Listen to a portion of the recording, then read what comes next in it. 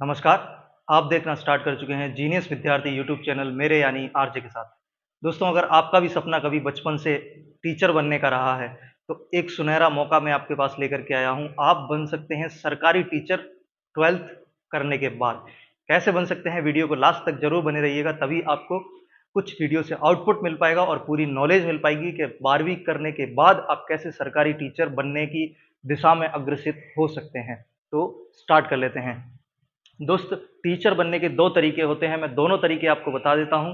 एक तरीका होता है कि आपने 12th किया, उसके बाद आपने ग्रेजुएशन किया और उसके बाद आपने बीएड किया। देन आप कोई भी अ, हम जनरली राजस्थान स्टेट के एग्ज़ाम्स की बात कर रहे हैं, तो फिर कोई भी आप टीचर का एग्ज़ाम देते हैं।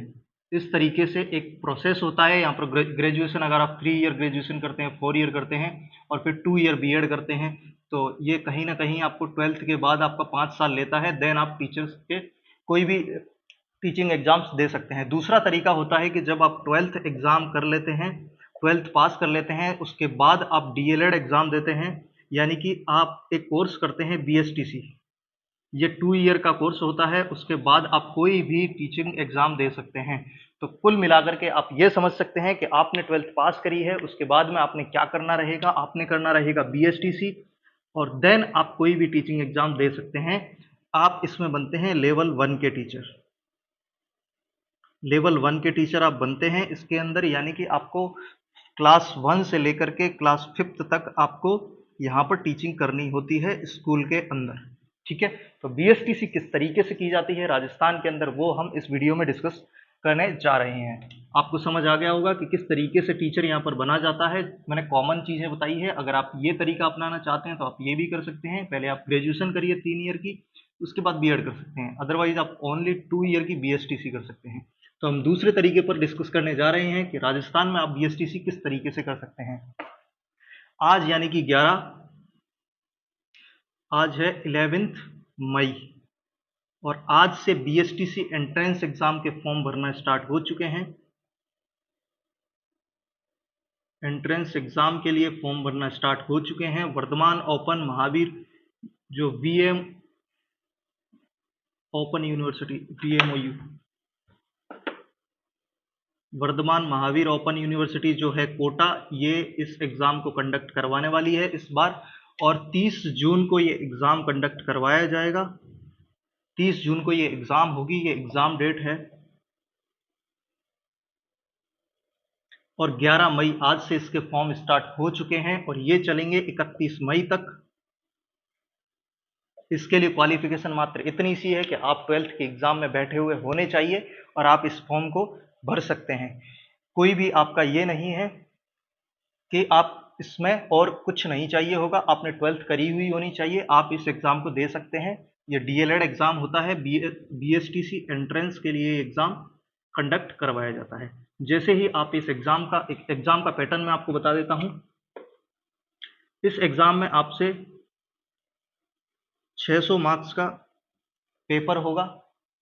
क्वेश्चंस पूछे जाएंगे आपसे, नंबर ऑफ क्वेश्चंस होंगे यहाँ पर 200।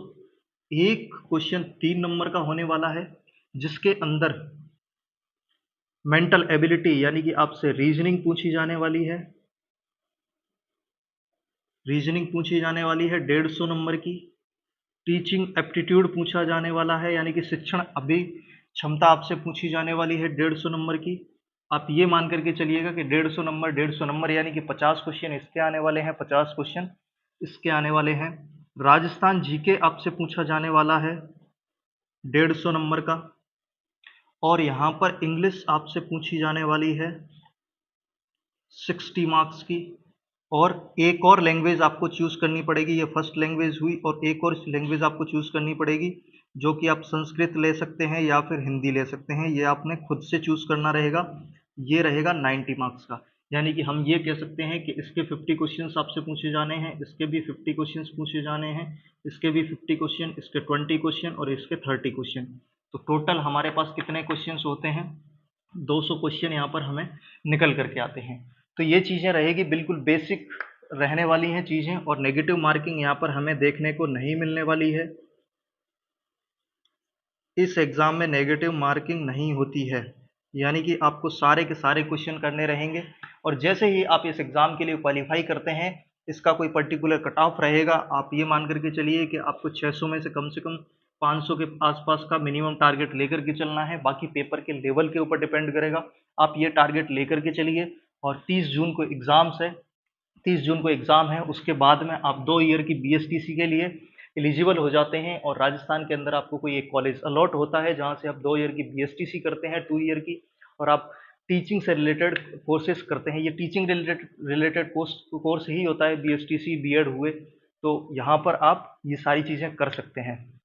तो भूलना नहीं है, 11 मई आज से एग्ज़ाम की डेट, एग्ज़ाम का फॉर्म स्टार्ट है एंट्रेंस एग्ज़ाम के लिए, 30-31 मई तक ये चलेंगे और 30 जून को एग्ज़ाम है। क्या रणनीति रह सकती है, उसके लिए आई बटन में आपको एक वीडियो मिलेगा या डिस्क्रिप्शन में भी देख सकते हैं, इस चैनल पर जाकर के देख सकते हैं। उस वीडियो पर लगभग 2.5 लाख के आसपास व्यूज़ हैं और आप वहाँ से जाकर के चेक कर सकते हैं कि इस एग्ज़ाम को किस तरीके से क्रैक किया जा सकता है, किस तरीके से इन सब्जेक्ट्स को पढ़ करके चलें ताकि एक अच्छा स्कोर 500 के आसपास का स्कोर हम कर सकें। तो वो वीडियो जाकर के ज़रूर देखिएगा।